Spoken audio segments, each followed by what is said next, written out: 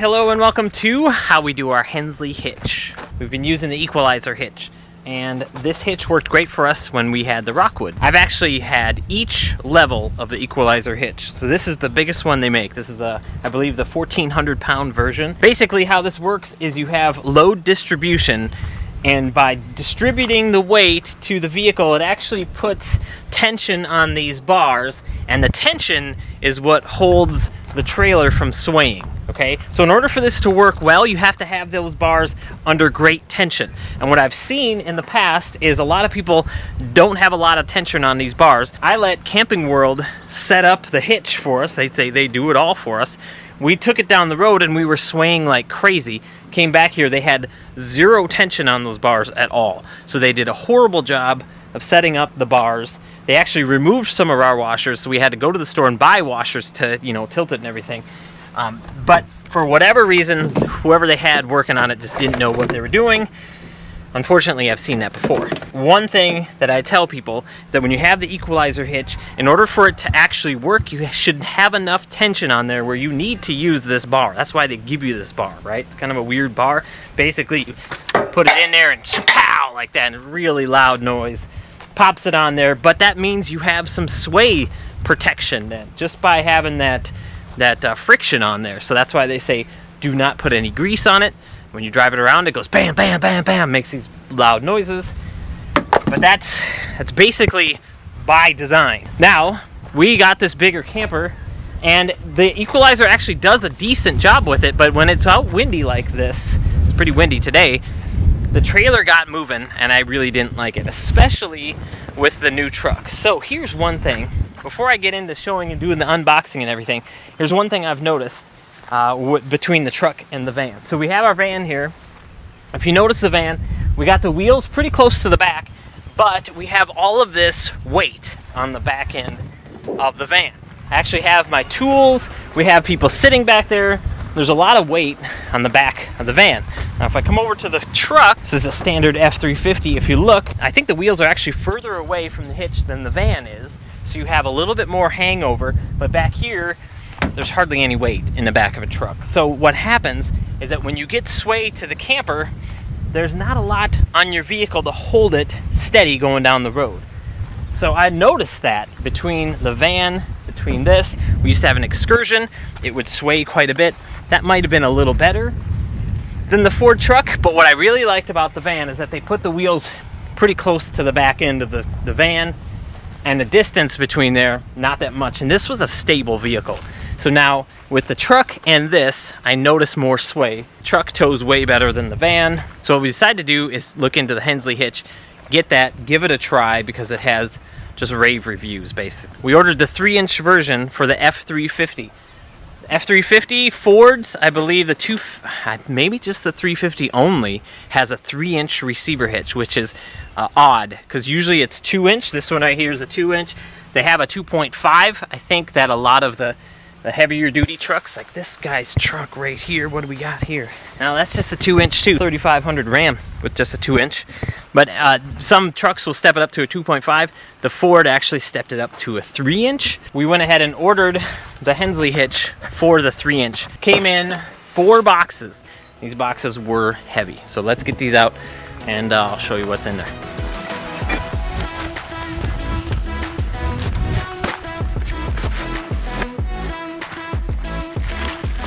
All right, in our first box, we have the big dog. Oh my gosh, that is heavy. All right, so this is the 3-inch. Look at this thing. Solid steel. And let's show you how this works in the Ford. Should have brought my truck a little closer. Here's the 3-inch hitch. Notice the 2 adapters and this lock. So I got a lock. We had one of those 3-way balls, and when we went to the Home Centers of America, and we went to Walmart, somebody stole it. Okay, so here's the key for the truck. Just slides right in. Pretty sweet. Turn it. Whoop, comes right off. All right. Now, when I ordered this, I ordered it on Amazon, and they sent me a message specifically asking, and they wanted to make sure that I had the 3-inch. So I did respond to them, and they got it out to me. So basically that part fits right there. Let's check out the rest of the parts. And they're shooting in the background, trap shooting. There's Jenna. Hey, Jenna Boo! Hey. Hi. So Jenna and Natalie are here at camp for the summer. It's kind of sad. We're traveling without them. That's why we have a truck now, though. All right. Whoa! This is heavy duty. Man! No wonder there's no sway with this stuff. Okay, so there's much more stuff that comes with this hitch than that Equalizer. I mean, that Equalizer fit in like a box. Whoa! I mean, just pack this stuff. Yeah. Now, I've read all the instructions, okay? The instructions start with taking measurements. And they say it's important to take measurements while you're on flat ground. So we are kind of on flat ground, but the camper itself is leveled, right? So when we push the button and it pretty much raises it up quite a bit. So I think what I'm gonna do is gonna hook this hitch and the yoke and everything up to the camper itself, and then tomorrow figure out the truck portion. We're heading to Decorah, Iowa tomorrow. So far, I'm a little overwhelmed with all the stuff that's here, but if you just take it one part at a time, one piece at a time, I think we'll get it. All right, so one of the first things they want you to do is clear off the tongue area. So I have the Equalizer's part is still there. I got the bottles and everything. They want you to take the bottles off and just get it kind of cleared out, because we're gonna be putting a lot of stuff on this tongue. So we'll go ahead and do that. All right, so first part of the instructions is to measure center 26, which is right there, right where my bottles are. All right, so it says I can place the jack right at the front of the line, which makes it real close to right here. It could be plus or minus 1.5 inches to where my line was. So my line was like pretty close to here, but since there was some electronics on the other side, I decided to just inch it up, probably 1/2 inch. So I think that'll be fine. This is the weight distribution part of it. When we get it all hooked up, we'll be able to crank these and actually put more weight on the truck. It's a pretty sweet setup. Next thing I'm gonna do is bring the big hitch thing. Normally they would have you put it on the truck and then back the truck up and everything, but I'm just gonna set it up. This thing is massively heavy. Nobody's here to help me, but hopefully I don't hurt myself. Wait, Lojo's here. Hey Lojo, what's up? What's wrong? Oh no. What happened? The boys didn't hurt you, right? Which one? Which one of the boys? Why? What was happening? What were you guys doing? I don't know. You don't know? Alright, you gonna be okay? Okay, so Luke's gonna be in trouble. I'm sure he's got a story. Everybody's got a story. So here we go. Let's get this to whirl. Fingers out of there.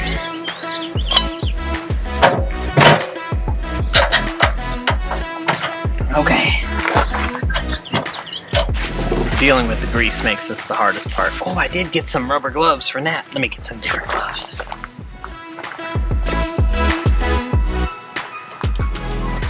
So I'm doing this basically backwards because, maybe not backwards, but just out of order. Because I wanted to understand how this worked separate from the truck. Because if I was to ever put this on the van, I wouldn't want to take this whole thing apart to get the van figured out. So I knew that I'm gonna let this down tomorrow and get this level on level ground and take measurements and everything. So I'm doing stuff out of order, basically. It's kind of weird, but still following the instructions. So if you're getting one of these, the instructions on these are pretty good.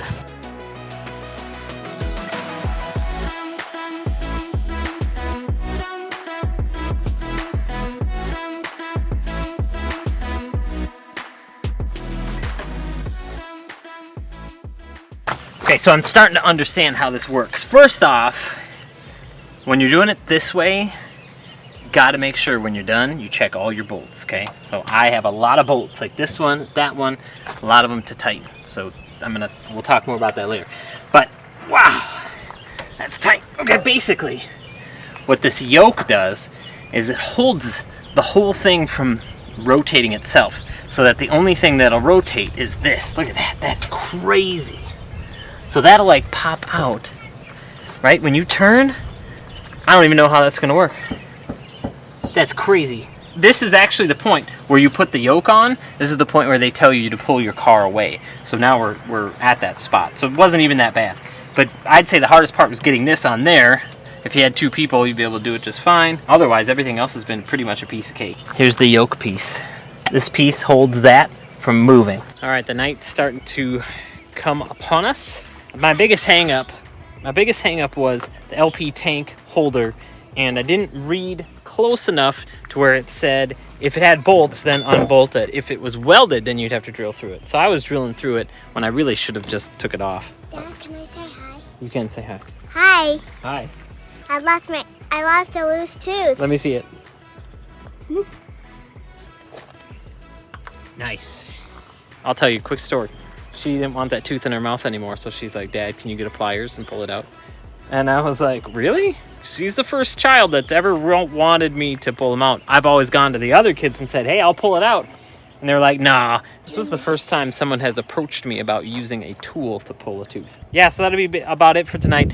I have all of these bolts need tightening. Okay, so there's just about every bolt here I need to go through and tighten. So tomorrow we will hook it up to the truck, and then you got the weight distribution, just crank it right like that. That is super cool. So far I give this as far as difficulty, I'm gonna give it a 5 difficulty. It's not too bad, but if you just follow the instructions are good. Follow the instructions, and it's a 5 so far. So yeah, we'll see how it goes tomorrow. Anyway, have a good night. I want to say one thing. You want to say one thing? Love you, YouTube. All right, bye. Just a little recap from last night. We put this on backwards because essentially we had this all leveled. So I got everything hooked up. Now the only thing I have to do is figure out the distance between the truck and this.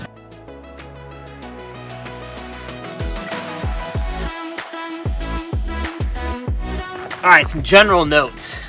I don't know if you saw me in my time lapse, but I went up, down, kind of all over the place. All right, so one of the things that I think is very important, take your measurements carefully.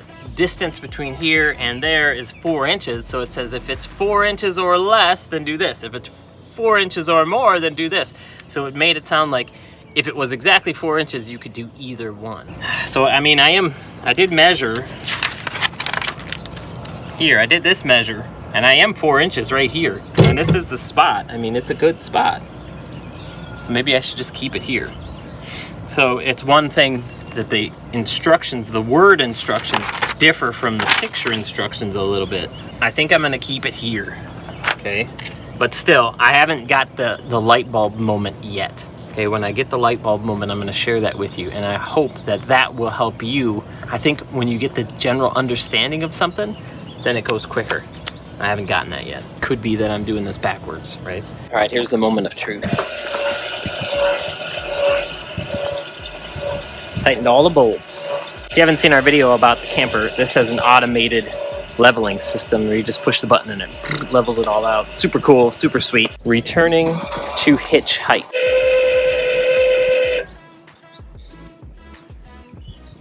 There's kind of a difference between the two.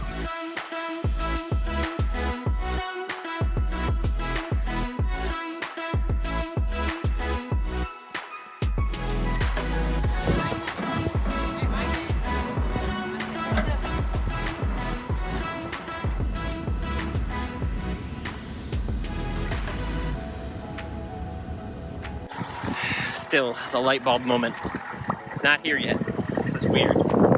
Weird.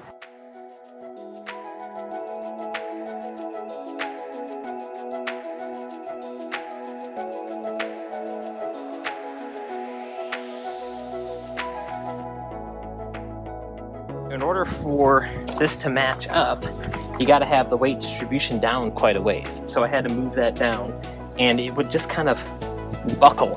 So I would put my feet on there, push it down, and it would still just kind of buckle. And then I noticed that this yoke is actually part of the weight that pushes this thing down.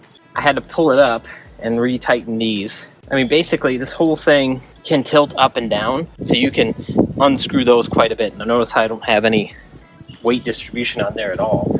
And so now as I look at it from afar,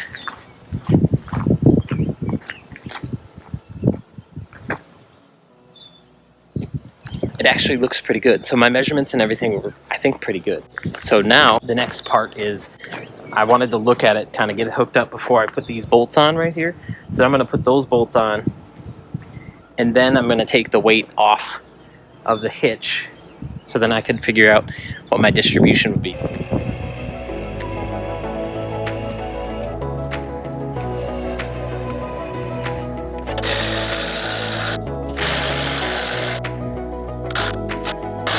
All right, so that's essentially it. It's on the hitch now, and let's see what we got. But if you look at the truck, it's squatting quite a bit. Here's the thing with weight distribution. When you are using it correctly, your front should lower as well. If your front doesn't lower, then you don't have enough weight distribution on it. Now, with these trucks, and I'm going to do a whole video on this truck, these F250s and 350s, and I believe some of the other trucks in the industry today, they have a portion of the spring that is pretty soft.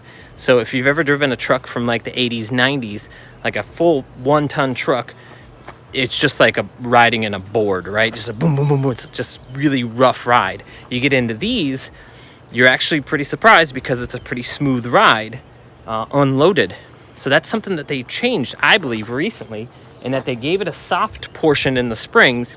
So when you're doing something like this with a camper, you go right past that soft portion quickly, and it squats quite a bit. So if you ever look around, you see people in these, later model trucks, they're squatting down pretty hard. They're up, the front portion is up in the air. And so what a lot of people do to combat that is put in a set of airbags, which is essentially just bypassing that soft portion, and you're really just putting more weight on that back axle. So I'm going to do a video all about this. So to get these trucks to be set correctly, you actually have to put quite a bit of distribution on them to make it work. In the instructions, they gave you measurements to take, and you have to look at those measurements to make sure you're putting the right kind of distribution on. So essentially what we did is we squatted the back end, but the front end came up. So that's really not good. So essentially what we're doing is we're almost eliminating the squat in the back, and by doing that, it puts more weight on the front.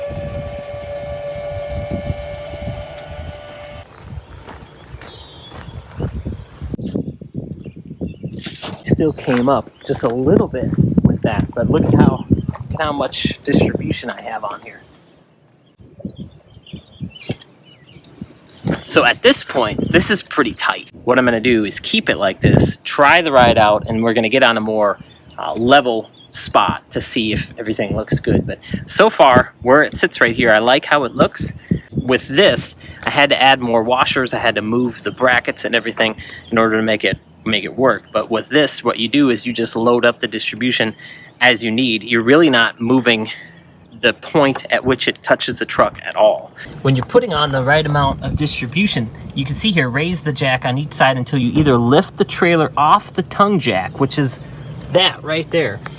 So if you notice, if you were to put enough distribution on these bars, that it actually raises it up off of the jack. That's quite a bit of tension on here, and I think a lot of people are worried about putting that type of tension on here, especially with these trucks, because it actually seems like you have to do quite a bit in order to level these out. And I'm pretty happy with how it is, but if you notice on my distribution right there, I don't have that much room to go up any higher. Okay, so if I was to need a little bit more tension on these bars, which is totally fine, but in the documents here and in the Equalizer hitch and everything, they talk about having the right amount of tension on the bars. If I was to need more than this, what I would have to do is add a washer in here to tilt this down even more, so that when I come in at an angle, I have even more distribution to kind of pull through and pull the truck to where it needs to go. So they actually include 2 extra washers that you can put in here to get this to the right spot. So again, I think a lot of people crank these up and then they're like, I don't think I should go any more, and you see them squatting more than they need to.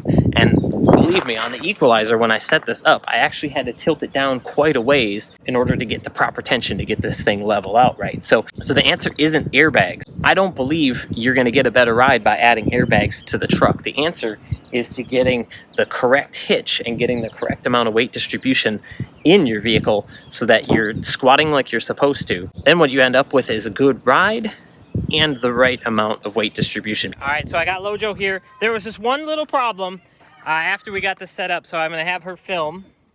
All right, she says she's wobbly, but I think she can handle it. Okay, so the problem that we have here after we hooked up is that our chains now don't reach. Pretty bad, right, Lojo? Right?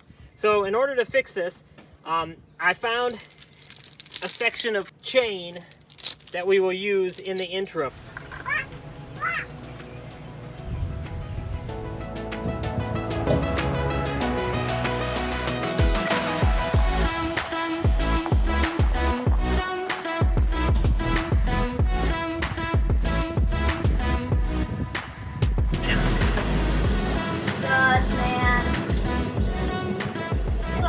That works. All right, so it's been a few weeks since we've gotten our Pro Pride hitch. I really like it, and I finally had the light bulb moment essentially after we've got to our next place and we unhooked and then kind of did another hookup a little bit later.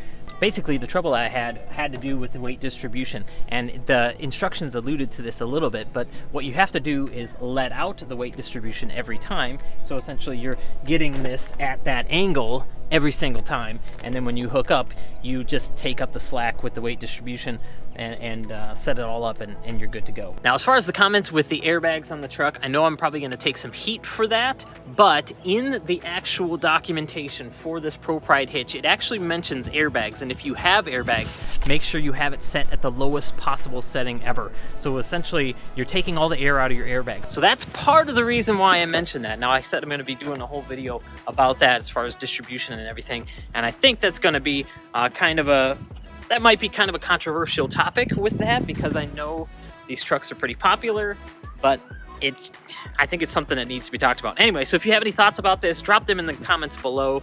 Okay, so now the question is, do you need one of these Pro Pride hitches, or kind of like an Equalizer hitch be good for you? So here's what I would say. If you have a pretty heavy camper, and especially if you have like a slide at the end of your camper like this one is, and your vehicle is maybe light in the back ends, you might want to consider getting one of these Pro Pride hitches. All the people that I've seen get one of these have had a longer camper with a slide in the back, maybe even two slides in the back, and what happens when you get weight in the back behind the axle is it actually increases the chance that your trailer is going to sway on you, because it essentially lifts the front of your trailer up. We didn't quite need this hitch while we had the van because we had so much weight back there and we had the axle closer to the back. So if you're towing with a van, might not need this. If you're towing with a camper that's not very large, or you don't have much of a tail back behind that back axle, you might not need it either. But if you've tried an Equalizer hitch and you still have sway to it to the point where it stresses you out a little bit, this will most likely take care of it. The money might stress them out though. That's a good point. The money might stress you out. So this hitch right here runs about $3,500, right? Yes. So, ooh, it hurts. It really hurts. But, two scooters. But the thing with it is that when you're towing, and especially if you go pretty far, this is some good peace of mind, okay? So that's my thoughts on it. If you have any questions about this, let us know. Drop them down below. We'll be glad to answer any questions that we possibly can. We've had a lot of different hitches. We have one for the IMHQ that's just changed. We've had every one of the Equalizer hitches, and now we have the Pro Pride. And if you have any questions on any of them, drop them below, and we will do our best to help. So stay tuned for that video about the airbags. It's going to be a hard-hitting video, I think. Yeah, I'm going to talk about airbags. Because we had them. We had airbags. I'm not lying. And I could not get them dialed in correctly. It wasn't because the airbags were bad. It was because what I was trying to do wasn't quite right. So we'll talk about that. If you're brand new, be sure to subscribe because you won't want to miss that. It's going to be kind of, something people don't really talk about. Anyway, hope you're having a great day. Right, Nate? Airbags. Airbags. Talk to you soon. Bye-bye.